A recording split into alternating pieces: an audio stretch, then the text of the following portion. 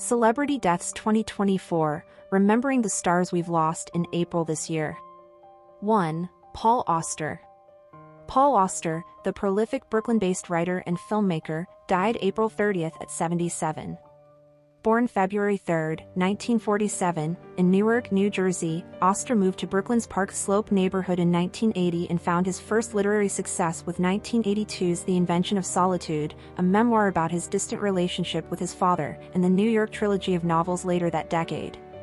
Auster's writing drew on the archetypes of hard-boiled detective fiction, as well as observations of the people around him in Brooklyn. He moved into filmmaking by writing the script for director Wayne Wong's 1995 comedy Smoke, which revolved around a Park Slope tobacco shop and starred Harvey Keitel and William Hurt. Auster made his own directorial debut with 1997's Lulu on the Bridge, starring Keitel as a jazz saxophonist whose life changes after he catches a stray bullet. Auster's final novel, Baumgartner, was released in 2023. 2. Brian McCardie. Brian McCardie, known for roles in BBC's Line of Duty and the 1995 drama Rob Roy, died suddenly on April 28 at age 59. The Scottish actor began his career with a brief appearance in a 1989 episode of EastEnders, and went on to become a prolific TV performer. When the show premiered in 2012, McCardie earned praise for his role as John Thomas Tommy Hunter in the police procedural, Line of Duty. He memorably appeared in the three-part 2021 drama Time, starring opposite Stephen Graham and Sean Bean. McCardie also had small roles in such TV hits as Shameless and Outlander.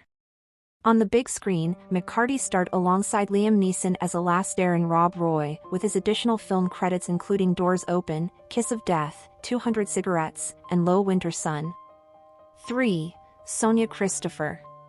Sonia Christopher, the first person voted out of Survivor, died at age 87. Her death was first announced on April 26. The former music therapist made history on the show's first season, Survivor, Borneo, in 2000 when she became the first contestant voted out at Tribal Council and the first to have her torch snuffed by host Jeff Probst. Christopher competed on Survivor at 63, just 3 years after battling cancer. I was newly recovering from breast cancer treatment.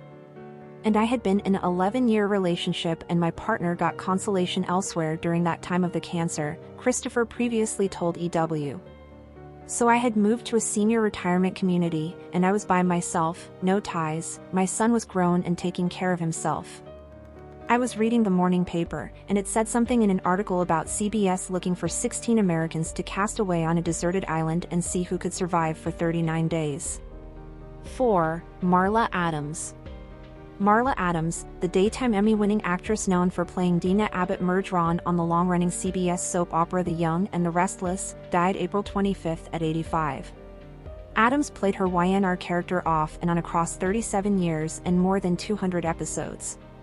Much of her career was spent on daytime TV, with credits including The Secret Storm, The Bold and the Beautiful, Days of Our Lives, Generations, and Capital. On the primetime side, Adams appeared on The New Dick Van Dyke Show, Harry O., Starsky and Hutch, Marcus Welby MD, Barnaby Jones, The Love Boat, Archie Bunker's Place, and more shows. 5. Mike Pinder. Mike Pinder, a founding member and keyboardist of progressive rock band The Moody Blues, died April 24 at age 82. He was the last surviving member of the band's original lineup. In 1961, Pinder formed the band alongside singer and guitarist Denny Lane, bassist Clint Warwick, and drummer Graham Edge. After a few lineup changes, the Moody Blues would go on to release one of the greatest concept albums of all time, 1967's Days of Future Past, which featured Pinder singing and playing the mellotron. He would go on to pen and perform songs on the band's next 7 albums before eventually parting ways with the group.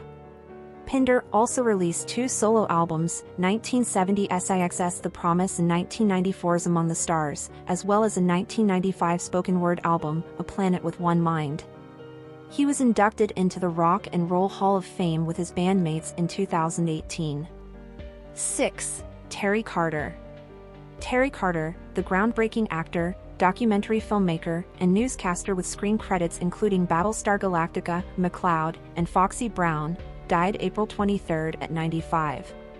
Born John Everett DeCoste, Carter studied acting with Howard Da Silva in the early 1950s and played a number of roles in Broadway and off-Broadway stage productions during his early career, including Mrs. Patterson, in which he appeared opposite Eartha Kitt.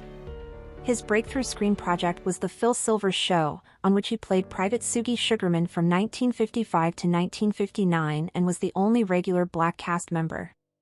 Carter served as an anchorman for Boston's NBC affiliate network WBZ-TV from 1965 to 1968, making him New England's first black news anchor.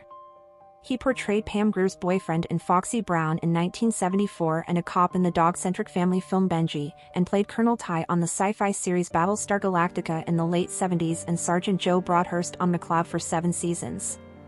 Carter launched his own production company, Meta/4 Productions, in Los Angeles in 1975. He and his company produced more than 100 educational documentaries, some of which were for the Library of Congress, PBS, and the National Endowment for the Arts. 7. Eva Evans. Eva Evans, TikTok star and creator of Prime Video's Club Rat webseries, died at age 29.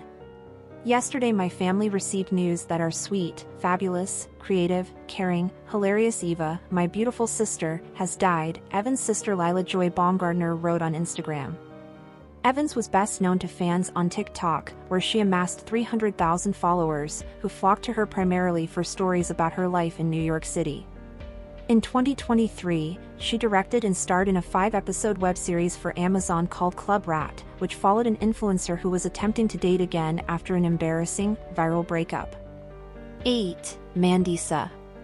Mandisa, American Idol Season 5 star and Grammy-winning Christian singer who also courted controversy for making anti-gay comments in 2006, died April 18 at age 47. The religious performer rose to national stardom after her Idol audition with Alicia Keys, Fallon Wah, judges Randy Jackson, Paula Abdul, and Simon Cowell. Though she was ultimately eliminated from the singing competition, she forged a successful career in music, earning 5 Grammy nominations, including 1 victory for Best Contemporary Christian Music Album in 2014 for her Overcomer album. 9. Dickey Betts. Dicky Betts, a founding member and guitarist of the Allman Brothers Band, died on April 18. He was 80. Per his manager, David Spiro, Betts died of cancer and chronic obstructive pulmonary disease. Despite not being in Allman, Betts was one of the Allman Brothers' key original members whose work was crucial to the group's pioneering sound. Following the death of fellow guitarist Duane Allman's, 2 years after the group's debut album, Betts assumed lead guitar duties and led the band with Greg Allman. He also composed music and penned songs for the group, including their biggest hit, Ramblin' Man. While Betts and Allman often clashed, the band broke up multiple times and had more than a dozen lineup configurations. The duo frequently reunited and toured together. They were inducted into the Rock and Roll Hall of Fame in 1995. They reconciled before Allman's death in 2017, just months after the death of bandmate Butch Trucks. Betts also performed as Dickey Betts in The Great Southern and briefly played as Betts, Hall, Level and Trucks in the 80s with Jimmy Hall and Allman Brothers members Chuck Level and Trucks. Betts is survived by his wife, Donna. 10. Rico Wade. Rico Wade, who co-wrote and produced TLC's 1995 smash Waterfalls as a member of Atlanta production team Organized Noise, died at 52. As a member of Organized Noise, Wade helped shape the sound of Southern hip-hop in the 1990s. In addition to co-writing and producing hits like TLC's Waterfalls, En Vogue's Don't Let Go, Love, and Ludacris' Saturday, Oh! Organized Noise was best known for collaborating with the Dungeon Family, an Atlanta music collective that included Outkast, Goody Mob, and more. They produced Outkast's influential debut record, Southern Playlist to Cadillac Music, as well as Goody Mob's 1995 debut album, Soul Food. In 2016, the team became the subject of The Art of Organized Noise, a Netflix documentary directed by Quincy Jones III. 11. Elanor Coppola. Elanor Coppola, the award-winning documentarian, noted visual artist, and longtime wife of Francis Ford Coppola, died April 12 at 87. Born Eleanor Jessie Neal, Coppola was known for chronicling the making of films by her husband and 2 of their children, Roman Coppola and Sofia Coppola. The couple's eldest child, actor and producer Giancarlo Coppola, died in a boating accident in 1986. Elanor Coppola shot and directed one of the most famous documentaries on filmmaking ever with Hearts of Darkness, A Filmmaker's Apocalypse, a behind-the-scenes look at her husband's famously fraught shoot for Apocalypse Now. The Emmy-winning doc candidly captured heavy rains that delayed production, a typhoon that destroyed sets, Martin Sheen's heart attack, and on-set struggles with Marlon Brando. She would go on to make more documentaries, including ones about her daughter's films Marie Antoinette and the Virgin Suicides, and helmed 2 narrative features, 2016's Paris Can Wait and 2020's Love is Love is Love. In addition to making movies and raising a family of filmmakers, Coppola wrote 2 books, Notes, on the making of Apocalypse Now and the memoir Notes on a Life. At 87, she completed a second memoir, in which she wrote, "I appreciate how my unexpected life has stretched and pulled me in so many extraordinary ways and taken me in a multitude of directions beyond my wildest imaginings." 12. Robert MacNeil. Robert MacNeil, the longtime PBS anchorman, died on April 12 at 93. MacNeil, who worked for decades with Jim Lehrer, was the voice through which many Americans learned about some of the most important events in American history. MacNeil and Lehrer earned an Emmy for their coverage of the Watergate hearings in 1973, shortly before launching the award-winning news program, the MacNeil/Lehrer Report. It became the MacNeil/Lehrer NewsHour in 1983, the first hour-long news program in the U.S. Before being decorated with Emmy and Peabody Awards, MacNeil, as a White House correspondent, was in President John F. Kennedy's motorcade on the day of his assassination. During his career, he covered the war in Algeria, the construction of the Berlin Wall, the Cuban Missile Crisis, the Civil Rights Movement, and dozens of other pivotal stories in American history. 13. Meg Bennett. Meg Bennett, a longtime actress and writer of soap operas, died April 11 at 75. Her official obituary listed the cause of death as cancer. Born October 4, 1948, Bennett first acted on stage in New York, starring in the off-Broadway musical Godspell as well as the Broadway version of Grease. She then moved to Los Angeles and began a long career in soap operas. She played Julia Newman on The Young and the Restless for a 6-year run starting in 1980, and then transitioned into scriptwriting for that show and other soaps. She won a Daytime Emmy Award in 1995 for her work writing on General Hospital, where she also met her husband Robert Guzza, Jr. 14. Park Bo-ram. Park Bo-ram, the Korean pop singer behind hits like Beautiful and Like a Dream, died April 11 at age 30. Park's agency Xanadu Entertainment told Sunbeat that her death is being investigated by police. Other outlets, including the Korean Herald, reported that Park was found in cardiac arrest at a friend's house and was taken to a hospital. Born in 1994, Park's breakthrough came with her 2010 appearance on the singing competition series Superstar K2, where she placed in the top 8. Her 2014 debut single Beautiful hit number 2 on the Korean charts. Though she never released a full-length album, Park released 2 EPs, 2015's Celebrity and 2017's Orange Moon, and over a dozen singles. She also contributed numerous tracks to soundtracks for series like W, Reply 1988, Prison Playbook, and Hide Jekyll, Me. She recently released I Hope, a collaboration with Hugak, in February. 15. O.J. Simpson. Controversial football star, actor, and former murder suspect O.J. Simpson, who was acquitted in the high-profile 1994-95 trial over the deaths of his wife, Nicole Brown Simpson, and her friend, Ron Goldman, died on April 10 at age 76. Simpson's family announced the news on social media, confirming that he died after a battle with cancer. Simpson's death drew a wide range of reactions, including from Brown Simpson's family attorney, Gloria Allred, who spoke out against him after the news broke. "I don't mourn for O.J. Simpson. I do mourn for Nicole Brown Simpson and her family," Allred told New York City's ABC 7 News. "They should be remembered. The system failed." 16. Mr. C. Mr. C, the New York radio personality and DJ who helped launch the careers of hip-hop artists including Jay-Z, Alicia Keys, and 50 Cent, was confirmed dead on April 10 at 57. Born Calvin LeBrun, Mr. C spent more than 20 years at Hot 97 as the host of shows such as Throwback at Noon and Friday Night Live. He played a major role in the discovery of the Notorious B.I.G. and served as associate executive producer on the rapper's 1994 debut, Ready to Die. After leaving Hot 97 in 2014, Mr. C continued his work in radio, hosting a show on 94.7 The Block and working as a DJ on Rock the Bells Radio on SiriusXM. 17. Cole Brings Plenty.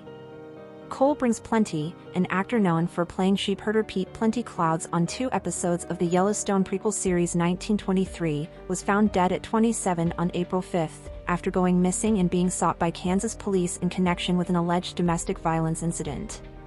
Brings Plenty's family members, including his uncle Moses Brings Plenty, a fellow actor who plays Mo on Yellowstone, had reported Cole as a missing person and sought help finding him on social media.